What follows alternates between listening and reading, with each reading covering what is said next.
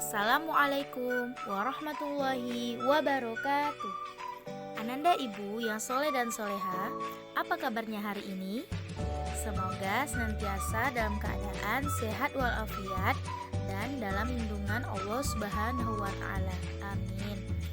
Nah, bertemu kembali ya bersama Bu Fitri di pembelajaran kali ini.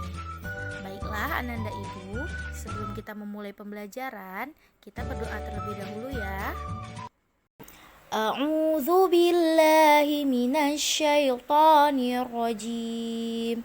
Bismillahirrahmanirrahim. Rabbi zidni ilma warzuqni fahma. Amin ya rabbal alamin. Semoga pembelajaran hari ini memperoleh berkah dan bermanfaat untuk Ananda ibu. Amin. Baiklah Ananda ibu, untuk penjelasan materinya silahkan disimak video berikut ya. Materi yang akan kita pelajari yaitu mengenai informasi baru pada teks non-fiksi. Simak penjelasannya dengan baik ya.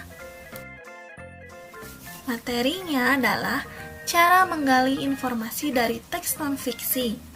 Sebelum kalian mengetahui cara-caranya, kalian perlu mengetahui mengenai teks non-fiksi.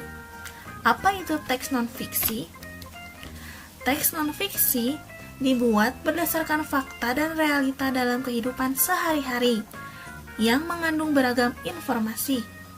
Berdasarkan penjelasan tersebut, maka teks non-fiksi merupakan teks yang dibuat berdasarkan kejadian pada kehidupan nyata. Nah, kita lanjut ya. Berikut ini akan dijelaskan mengenai cara menggali informasi dari sebuah teks non-fiksi. Pertama, yaitu membaca intensif. Membaca teks dengan seksama. Ketika kalian ingin menggali informasi dari sebuah teks, maka kalian perlu membaca teks tersebut dengan seksama.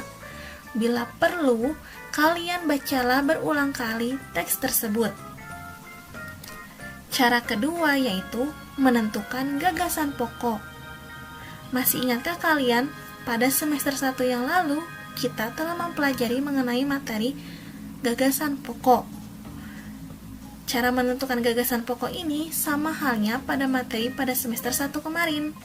Kalian tentukan gagasan pokok pada setiap paragraf dalam teks non-fiksi tersebut. Setelah itu, kalian mencatat kembali atau meringkas teks berdasarkan gagasan pokok yang telah kalian ketahui.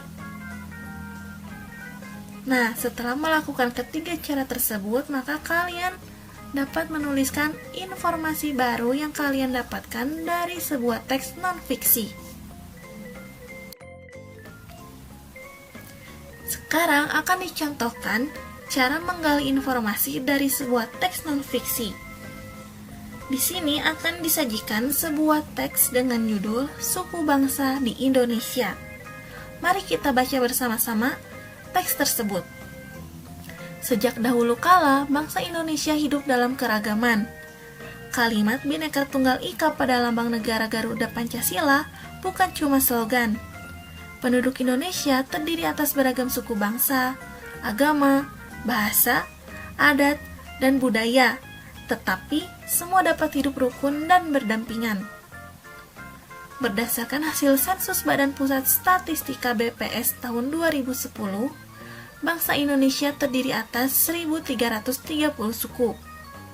Berdasarkan sensus itu pula, suku bangsa terbesar adalah suku Jawa yang meliputi 40,2% dari penduduk Indonesia. Suku Jawa ini merupakan gabungan dari suku-suku bangsa di Pulau Jawa, yaitu Jawa, Osing, Tengger, Samin, Bawean, Naga, dan suku-suku lainnya.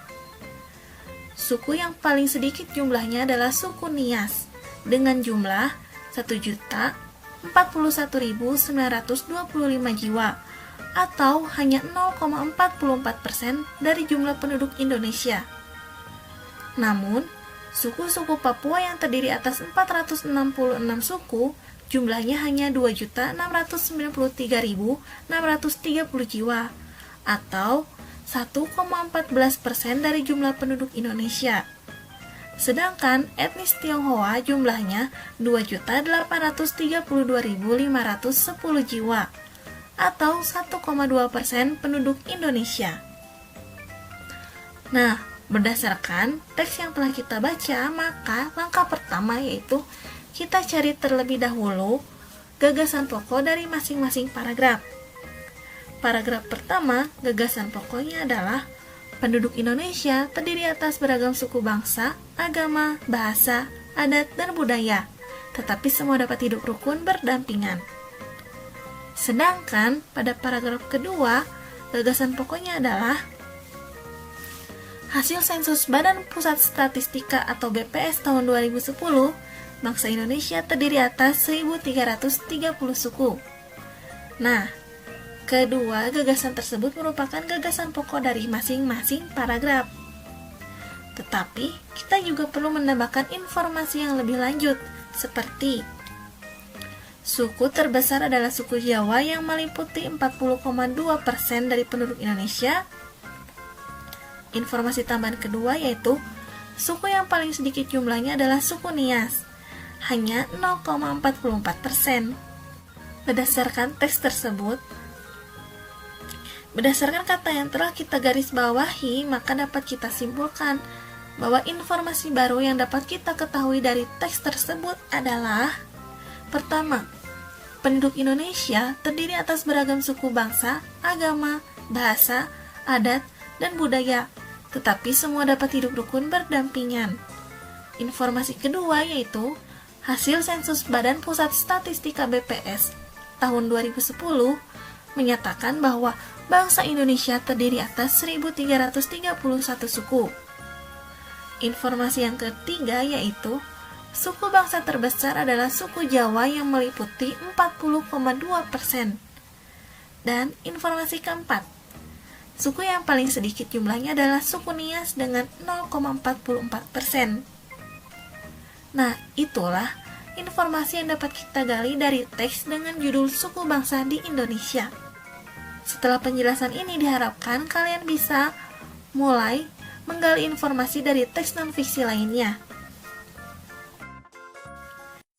Baiklah Ananda Ibu, untuk penugasannya silakan perhatikan halaman 53. Tuliskan gagasan pokok setiap paragraf. Paragraf 1, paragraf 2, dan paragraf 3. Kemudian, setelah membuat ide pokok dari masing-masing paragraf, buatlah sebuah ringkasan berdasarkan ide pokok yang telah dibuat sebelumnya tadi. Jika sudah selesai, silahkan kumpulkan ke wali kelasnya masing-masing. Oke Nanda Ibu, sekian pembelajaran hari ini. Assalamualaikum warahmatullahi wabarakatuh.